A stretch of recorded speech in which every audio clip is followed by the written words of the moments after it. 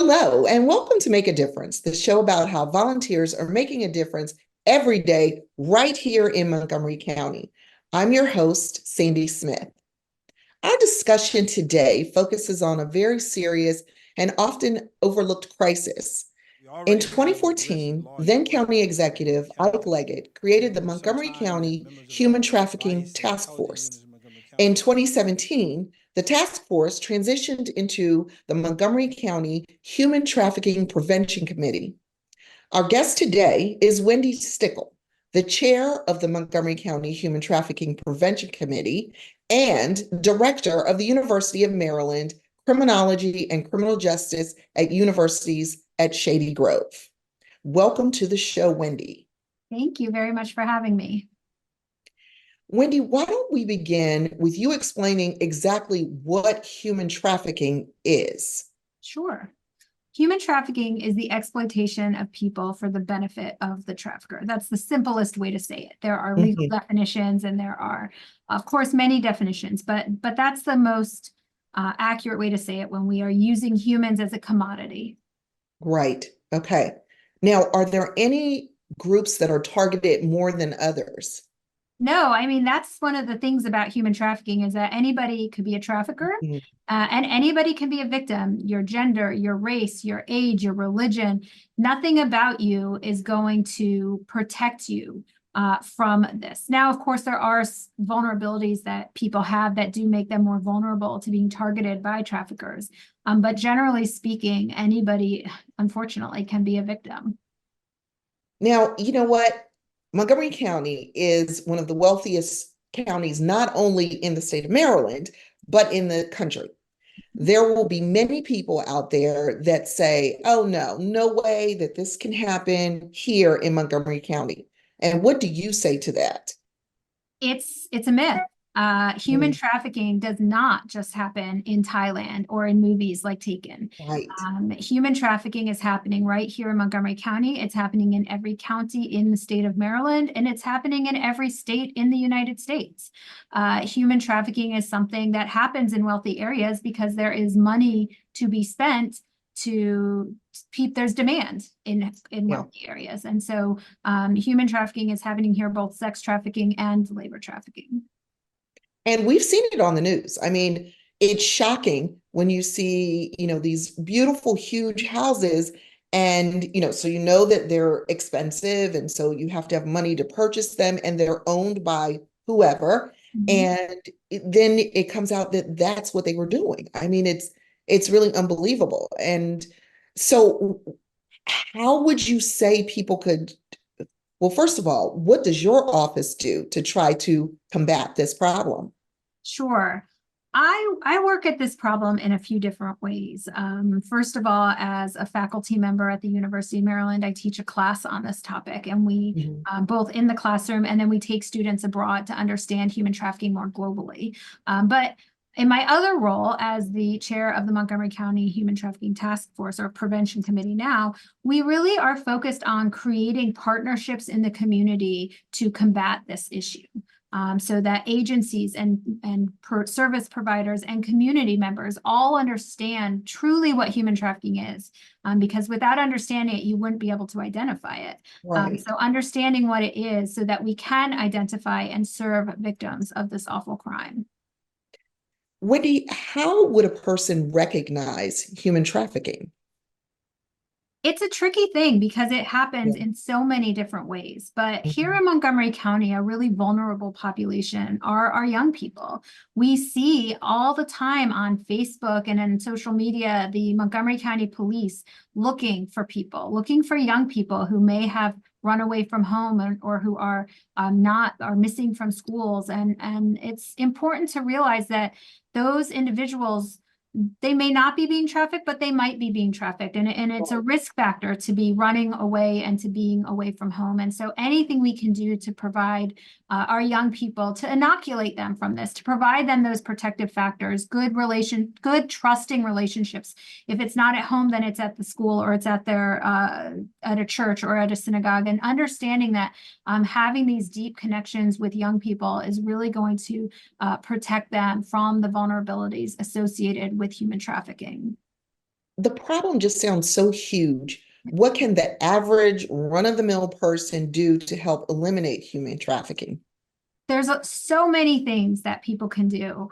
Okay. There's certainly volunteer opportunities, working with the prevention committee to help spread the word about this is one way. But there's things people can do in their regular lives. We know that a lot of the demand for human trafficking around the world comes from consumers, from wanting fast fashion, for example, or what types of coffee you buy or what types of chocolate you buy. And so being more educated on supply chains is one way to do it. But here in our local communities, it's really about seeing something and saying something. It's about when you see somebody that looks like, I didn't know somebody lived in that house, and all of a sudden I see them in that house, that you say something, that you report it to the National Human Trafficking Hotline. It's about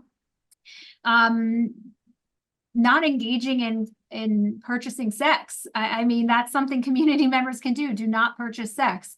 Yeah. That is certainly a crime, but beyond that, it really could be that you are purchasing sex with somebody who's being forced to provide that service to you, and you would not know it. But the more mainstream things are volunteering, coming to our prevention committee meetings, learning about the topic, making an effort to learn about the topic and tell others about the topic, and helping when we need people to sit at events, at community events, or help hand out posters or design marketing strategies, thinking about how your profession and your skills can be used to help solve this problem in Montgomery County. And it's interesting that you say that too, because when I think of human trafficking, immediately I only think about the sex trafficking portion of it. Yeah. But like you said, it's more than that, just that. There are other areas. I never thought about, child labor Yeah. or free labor just from adults, or I never even thought about that portion of it as being important. So when you buy these, I don't know, these knockoff garments or bags or Yeah. Yeah. whatever, you are also contributing to that, I'm assuming. Absolutely. I mean, this Yeah. is such a global issue. And what we do here in the United States, in the wealthy area of Montgomery County, Yeah. it impacts people across the world who are working in these supply chains. When we buy our Nikes, they're being made, or any shoes, they're being made in another country, most likely. Who's doing that labor? Who's picking the agriculture? Who's picking cotton? Who's picking coffee beans? Who's doing that work? We should be asking those questions. And locally in our communities, and when you see something suspicious going into a restaurant or going into a spa, to say something about that, and to ask questions, and or refer to somebody who knows how to ask those questions, which would be Yeah, like the hotline, a national hotline. Or here in Montgomery County, you can call our prevention committee or the non-emergency line at the police department. All of these resources are available if you are suspicious of activity here in Montgomery County. that's super important information. You mentioned volunteering, Mhm. and what types of volunteer opportunities? You mentioned passing out posters or helping with flyers, things like that. What other opportunities are available for people that want to get involved? I think the best thing that people who want to get involved can do is to ask for more information, because this topic is so misunderstood. If you are part of a community group, or you work at a school, or or you're affiliated with a church or a synagogue, or some religious entity, or any community group, you can ask the prevention committee to come and do a training for you. And we can help train community members on what this actually looks like and what it really is, as opposed to sometimes the media might describe it in a way that isn't necessarily fully representative of what the issue is. And so we want to educate the community. So one thing you can do is take the opportunity to invite us out to a training and sit through the training. It's usually like an hour, and learn more about the topic. And what type of training is it? It really is just usually about an hour. It can be longer, it can be shorter, where we define what human trafficking is, what it looks like, and we can customize it to the population. So if it is a population of attorneys, we will customize it to what you might see in your cases that could raise red flags. We do a lot of training with Montgomery County Public Schools, training the staff, training those who are in the school buildings, helping create curriculum for high school students and middle school students. These trainings are really about educating the community or whatever the population is on what the crime is and what the signs are. And then if you as a community member or in your profession come across these individuals, Yes. what to do, What to how do, to right, help, right? Because it's not your problem to solve, but right, you know what the resources are that you can go get the help to help support that potential victim. right. Because we never want a person to go and try to intervene themselves. We Certainly want, not. yeah, We do not want yes, people to be put in danger. We right. don't want people to break the trust that they might have. We don't necessarily want a Mhm. teacher or a Right, trusted person investigating into something that could hurt the relationship between them and that potential victim. We want right. them to know what resources to get to help support the child or support the individual who is being exploited, not necessarily be the person doing that work. Great information. And basically, it's the all famous at this point, see something, say something. That's right. It's Okay, cliche, but it's true. right. And once again, can you mention once again, if you do see something, Mhm. who do you go to? Where do you pass that information forward? Yeah, I would say that if somebody is in immediate danger, you are seeing Mhm. somebody forced into a car or forced Right. into something, then or you see anything that looks like an immediate danger, you call 911, of course, always. If you are just suspicious, you could call the non-emergency line for the police department. You Mhm. could call the National Human Trafficking Hotline. You could call you can email somebody from the prevention committee if it doesn't feel like it's an urgent matter right Mhm. in that moment that they need help. But certainly, again, to reiterate, if you see somebody in danger in the moment, please call 911. Great. And finally, if people are interested in helping out, Mhm. how can people find information on volunteering with your office? Sure, they should visit the Montgomery County Human Trafficking Prevention Committee website. It is housed on the Montgomery County website. Yes. It is a committee run through the executive office, and that is the best place to go for resources and for understanding ways to help.